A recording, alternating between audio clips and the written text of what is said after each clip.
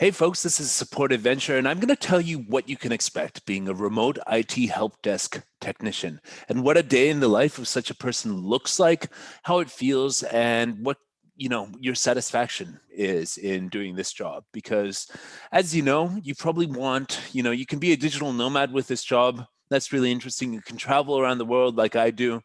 But there's also a job you have to do day in, day out. What does that look like, and what type of person is it for? So basically, I run this company, Support Adventure. We find people jobs like this. So I started as the first technician in 2013, and most of our clients are managed service provider IT support companies that basically what they do is they support offices. So all the printers, networks, computers, monitors, all the stuff, even the mobile phones and whatever projectors, whatever they have in an office, our clients support it, and they hire us to find people to work remotely on their help desk. I started here in Serbia and I set up a home office in 2013. And basically, I was able to live the dream of working from home remotely in a place that inspired me, well, getting money sent from a place called London, England. So it was great. So every day I would wake up in the morning and I would log on to the help desk. It was a small company. It was just me, the owner of the company, and a senior engineer who was mostly on site. So this was the guy who was going around to different places in London, setting up the servers, setting up the computers, being the face, the boots on the ground, and setting up the infrastructure. And I was the guy who was on the help desk. So when people called, I answered the phone.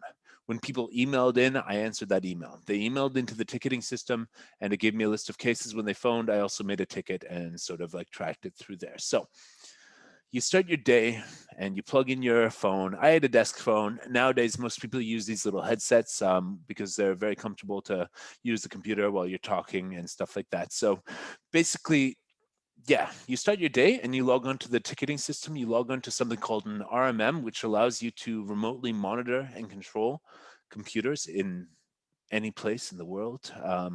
It basically, you install a little software on each computer and it taps it into this control panel that you log into, and you can see all the problems with all the computers.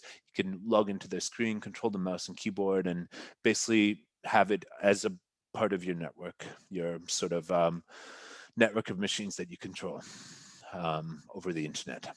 Then you have the documentation platform. Then you have your personal email.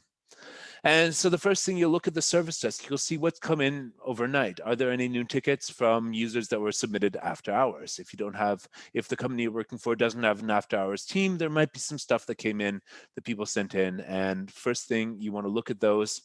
Some of them might be, sort of nonsense emails from various providers or spam or whatever it is. You close those tickets off, clean up the board, and look at the ones that are actually people asking for help or work to do, like notifications like this server's down or this server's running out of disk space. And you basically just sort of scrub the tickets and triage them and figure out what's what, which ones you can do yourself, which ones need to go to another person. And, in some larger companies, you won't get to choose your own work, but you'll have it assigned to you. Ticket after ticket after ticket, job after job after job will be assigned to you, and you'll do the ones that are assigned to you. So what tends to happen is you'll get a ticket. It'll be assigned to you, or you'll get a call. Some companies actually have the technicians answer the phone. It can be stressful sometimes if you're already working on something that requires focus and you have to pick up the phone. But some companies require this. We don't recommend it for technicians, but there's also a job called dispatch that you can work, where one of the main things is answering the phone and dealing with the incoming tickets. Then you assign that to another technician as a dispatcher. But for the purposes of this, we're going to assume that you're a technician. So you'll get a ticket, you'll open it, you'll have an email from a user. So, hi, I can't get into my email when I start the program, Microsoft Outlook in this case, it freezes. Can you help? So, well, what do you do? Well, in this case, I would pick up the phone and call the user. Hi, it's Eric from the help desk. I'm calling about your email problem. Can I log on to your machine and take a look? And basically then they'll be like, oh, yes, or no, I'm busy and going into a meeting, or can you do it while I'm not there? Or can we do it at 3 o'clock today? Any sort of organization of the schedule can happen. But yeah, then you'll log onto their machine basically, and you'll see their programs, and you'll say, can you reproduce the issue? Show me what happens when we start it. You can work with them, and you can control their mouse and start the program. And then you see, oh, okay, so that's what's happening. And then you, from your knowledge, you might Google on the back end, or you might know from previous experience, you might have internal documentation from your help desk that tells you how to solve this issue that's happening. You might be able to look at the ticketing system, see another technician already figured out how to fix this, and be able to access that fix and know how to do it from there. Basically, you have to figure out how to fix their problem.